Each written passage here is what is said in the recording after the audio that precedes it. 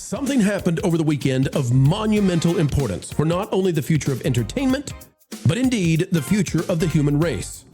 And nobody, I mean nobody, is talking about it. Let's change that today.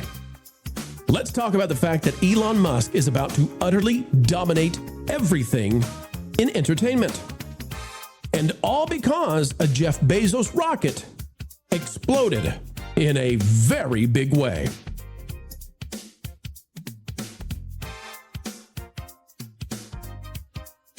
Hello, folks, and welcome back to the Pro Channel, where our job is to keep you ahead of the culture curve, doing it with a joy, with a zeal that even the Hollyweirds can feel.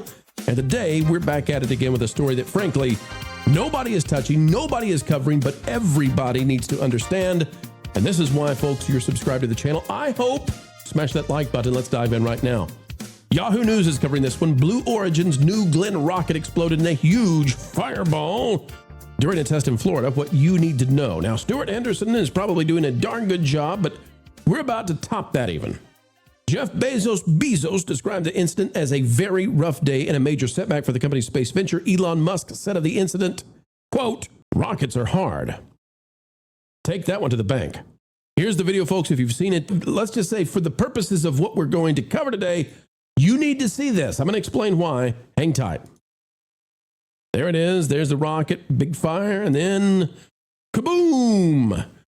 This was such a big deal that it's been compared to the bombs that were dropped in Japan back in World War II, maybe a fifth of the power of those bombs delivered here in Cape Canaveral.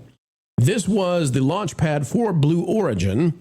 There's not another one that they can really use, and this explosion was massive, perhaps even being felt on the Richter scale. The problem here is we're being told that not only did this rocket explode in this way, but they may have completely destroyed the launch pad. And that may be very, very difficult to replace at speed. Now, what does any of this have to do with entertainment, you might ask? Bro, why am I here? I didn't come here for rocket news. The Pro Channel is about entertainment. What if I told you that this is the story of the decade when it comes to who's going to control entertainment for decades to come? And you say, well, I don't understand how this can have anything. It's a rocket, bro. What are you talking about? Well, hang tight. I'm going to get you there. The article says, an uncrewed rocket belonging to Jeff Bezos' Blue Origin exploded into a massive fireball Thursday night during a launch pad test. Video showed the 322-foot tall New Glenn rocket igniting on the pad at Cape Canaveral at around 9 p.m. local time before erupting into a bright orange ball of fire, engulfing the surrounding area and shaking nearby homes. Bezos had this to say, and this is what you need to see. Very rough day, he says, but we'll rebuild whatever needs rebuilding and we'll get back to flying. It's worth it. Too early to know the root cause. Elon Musk responded. Elon Musk says, sorry to see this. I hope you recover quickly. It was most unfortunate. Rockets are hard. Rockets are hard, okay? Rockets are real hard, okay? I'm not trying to make light of this, but you need to understand, it's not a rocket that you can replace because the launch pad blew up. And they can't just go to the launch pad. So now it's looking very likely that Bezos is going to have to hitch a ride with Elon Musk. And why? Well, because, according to NBC News going back to January, Bezos' Blue Origin is supposed to be deploying thousands of satellites for a new communications network. Jeff Bezos' Space Network announced a plan to deploy 5,400 satellites, jumping into a market dominated by Elon Musk's SpaceX. You see, this came out January 21st, 2026 from Reuters. Well, guess what? If the launch pad is destroyed and you had a giant Hiroshima-style explosion, you can't put the satellites in space anymore. They're not going to make it in time. And they've got this deal that it has to happen. So what does that mean? Well, it means that he's going to have to get Elon Musk and SpaceX to put these things up. Do you know what the IPO value for SpaceX is going to become as a result of this? It's crazy. This was supposed to serve approximately 100,000 customers. TerraWave was the name of the thing, AI data processing, all these things that were supposed to happen, data centers, governments, businesses. You get the idea. It was a huge deal. Again, you may be saying, Pro, what does this have to do with entertainment? I promise I will get there. And by the end of this video, you're going to know who's going to dominate entertainment. And you can say to your friends, I know this because Pro said so. And because I can follow the information he gave me. All right, here we go. One more thing. You want one more thing before we get to the entertainment side of this? massive ramifications for entertainment. I mean, I can't even oversell this. You'll see. Todd Spence, I want to go back in time a little bit to Jeff Bezos. When he sent Katy Perry up into space, but one of the people he sent up to space besides Katy Perry was William Shatner, of course, of Star Trek fame. Captain Kirk himself went up there. And William Shatner came back and he had a profound moment, right? This was a moment in the 90-year-old man, the 90-plus-year-old man, William Shatner, a moment of profundity for him. He had experienced something that was of great importance to him. And he comes to share this very human moment with Jeff Bezos. And I want you to watch how that was handled, okay? Because I want you to understand something about this race and why it matters. For the race, not only for space, but for entertainment. You know what the impression I had that I never expected to have is you're shooting up.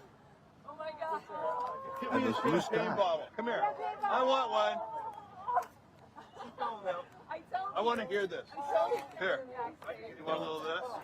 Hey.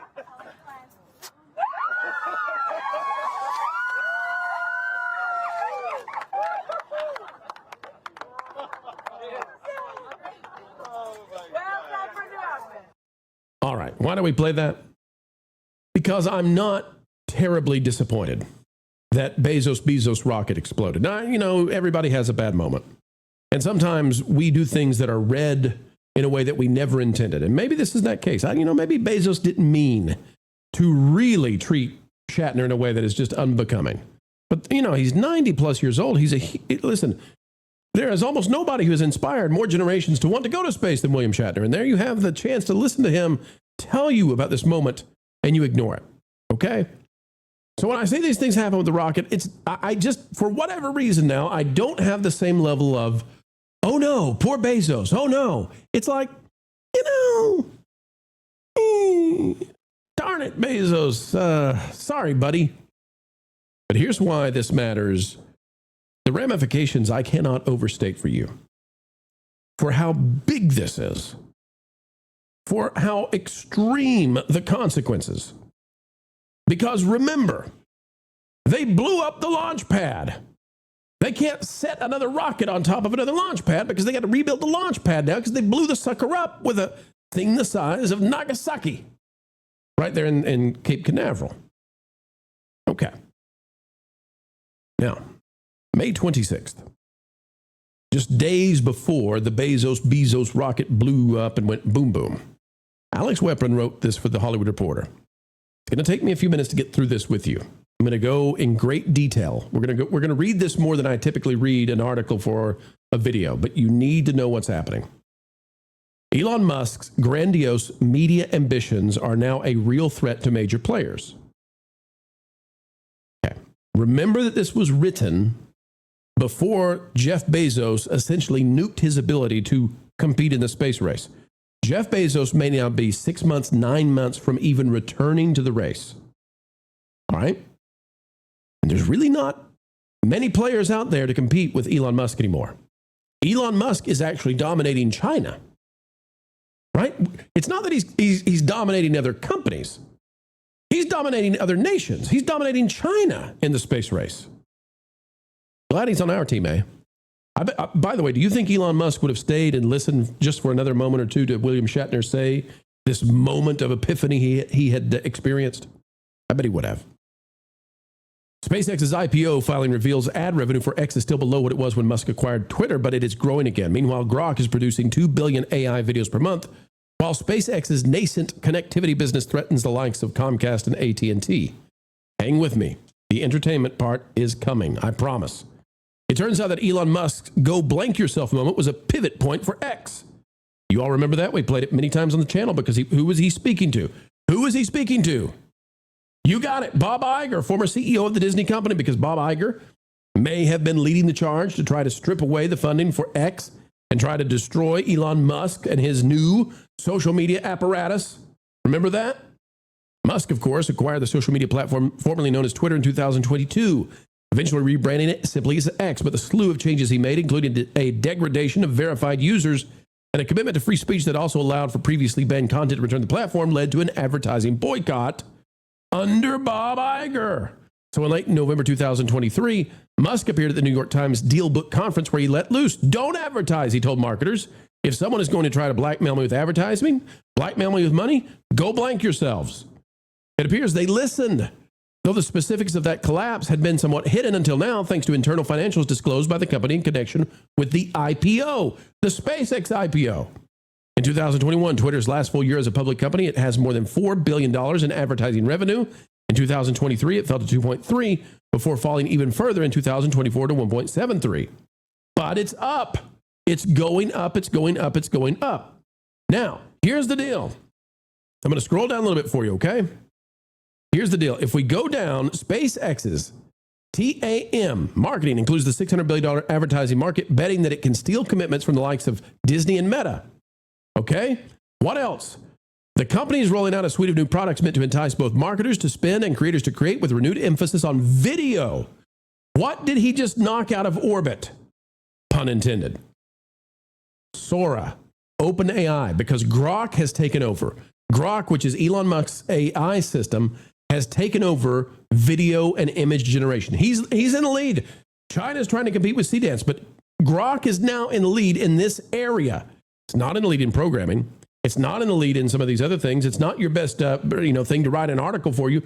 But in terms of image and video generation, nobody's better than Elon Musk right now. And here's the deal. If we go down, subscription revenue is similarly growing, though it remains quite small compared to other lines of business. SpaceX reports that X and Grok now have 6.3 million active paid subscribers.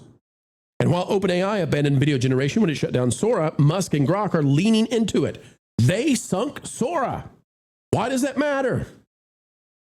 Because the future of entertainment is likely generating these images. At least you can, maybe real people get, these as backdrops. I don't know. Maybe it's a hybrid future. But somehow, some way, the future of entertainment is likely using Grok. And Grok is it now. He's defeated Gemini. He's defeated OpenAI in terms of what he's doing. He's using the Colossus supercomputer to do this. Okay? All right. Everybody with me on this? All right. It says, of course, generative AI video also brings with it a wave of risks, which were also reflected in the filing. Blah, blah, blah, blah. Okay, let's move on a little bit, okay? Here's what you need to know. Starlink. It says Starlink presents a real and present threat to those businesses, talking about Comcast, talking about Charter, AT&T. Starlink is by far the most profitable part of SpaceX's business with 10.3 million internet subscribers as of March 31st, up from 8.9 million in the end of last year, 4.4 million in the end of 2024.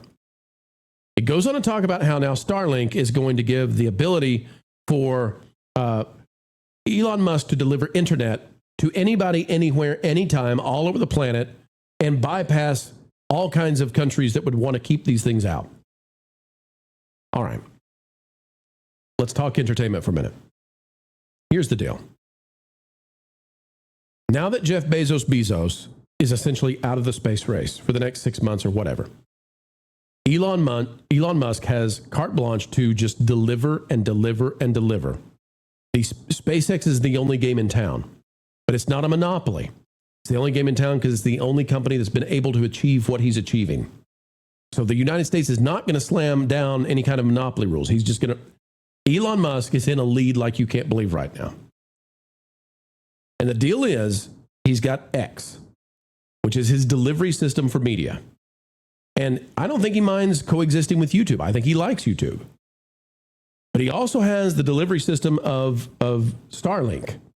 And now, the fact that he has the fact that he's run OpenAI off the market with the Grok video generation system, I want everybody to understand what Elon is planning to do.